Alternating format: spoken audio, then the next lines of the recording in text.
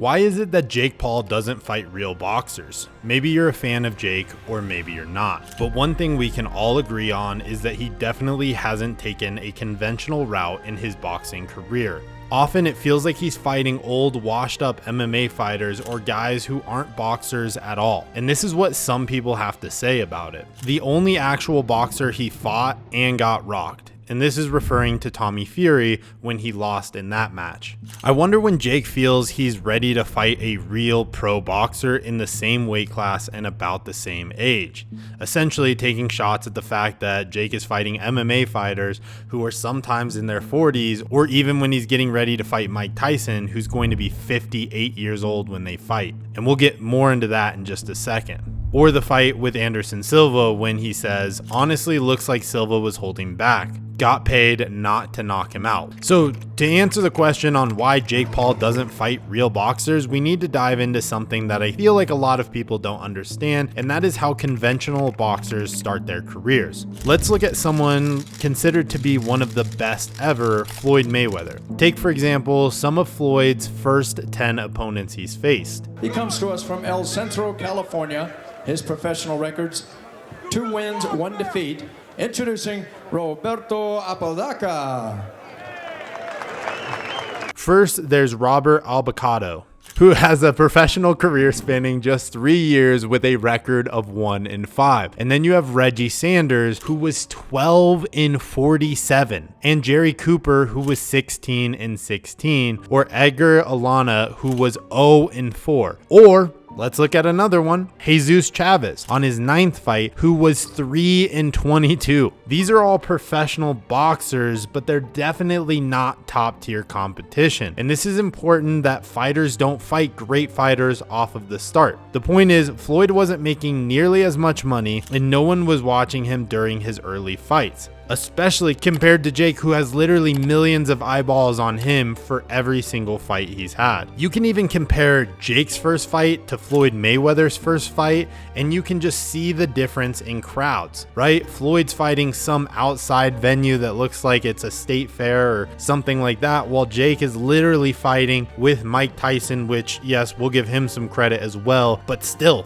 it's a stadium of people. Now, conventional boxers usually build their record by fighting less skilled opponents to gain more experience and to boost their stats. This is why it's so common to see a lot of decent or good boxers go 20-0 or 30-0 before really facing any serious competition. It's a smart strategy for any boxer. But Jake is not just any boxer, he's a social media sensation. And yeah, I mean, that hurts to say, doesn't feel very good coming out, but it's the truth. This guy has millions of followers, is super well known. So for him, he can't just fight these 1-26 boxers or 4-11 boxers, because that's not going to sell any pay-per-views. And again, Jake is doing this to become, in his words, a world champion, but nonetheless, he can't just go and do it this way. He needs to make money, and he needs people to buy pay-per-view so that he can continue to kind of build up his promotion and make a lot of money while doing it. So instead, Jake Paul fights opponents like Ben Askren, Anderson Silva, Tyron Woodley, just to build that experience up a little bit with UFC fighters with recognizable names but limited boxing skill. This still brings in the views and ultimately the money. I think that's why he's taking this direction. It's because boxing and MMA truly are different sports. Yes, they both involve punching, but the skill and technique and different angles that you would take in boxing is not something you're necessarily going to do in MMA fights. And fighting Tyron Woodley and Anderson Silva are giant names that most fight fans know of and feel like there's still a chance that Jake Paul can get knocked out. And I think that's definitely overall why Jake uses his skill and discipline to allow him to have a bit of an edge in these fights, but still have the names that feel like the fight could be really exciting, and it really could go either way, so you have to tune in to watch. The facade of Jake Paul can't box is slowly ending. Like, I imagine there's some people reconsidering. They really should. And that's why, like, I think when people see me saying, oh, I'm going to be world champion, like, they're like, oh, he's doing this for marketing. It's like, no, that's actually going to fucking happen.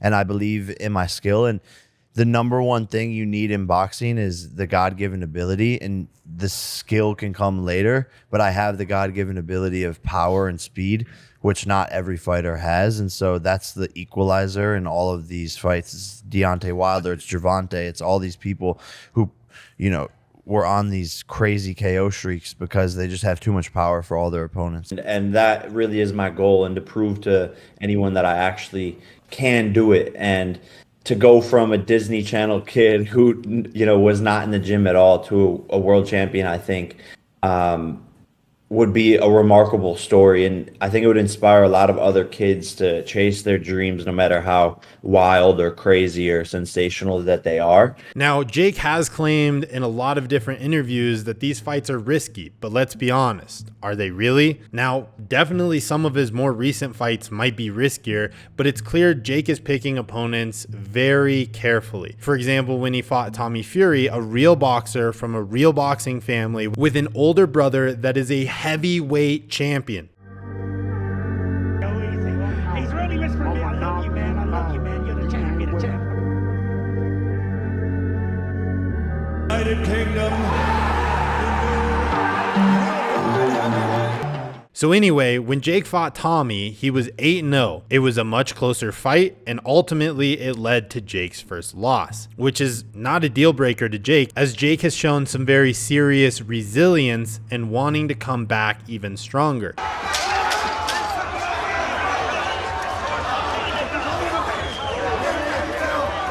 Now let's fast forward a little bit, coming up very quick, but his fight with Mike Tyson. Mike Tyson is one of the most feared boxers of all time, but don't let that get you too excited. Remember, this Mike Tyson will be 57 years old when they fight.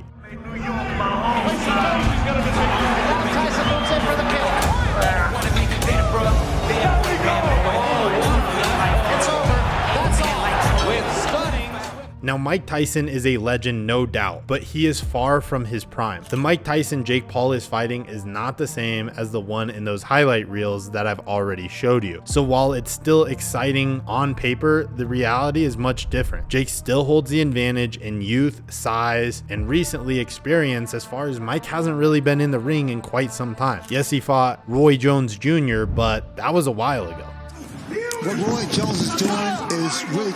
Well, I feel like I'm back in my days as a pro wrestling announcer with some of this. So I think simply why Jake Paul doesn't fight real boxers, the simple answer is he is still developing his skills. As he approaches 20 fights, we'll see him face a lot better competition, I guarantee you that. But for now, it's all about the balance between making money and improving as a boxer. And Jake knows fighting skilled but unknown boxers won't draw the same crowd, and it's a lot more risky. If Jake fought somebody that was 27, 28 years old, that was a really good boxer but was just getting started and he lost to that guy, he's not going to make any money because nobody cares, and he could lose. Jake Paul's strategy is very clear. Fight names that draw attention even if they're not in their prime, or even in the right sport for that matter. This approach keeps people watching and keeps having the money roll in, as you either want to watch Jake Paul lose or you want to watch him become a world champion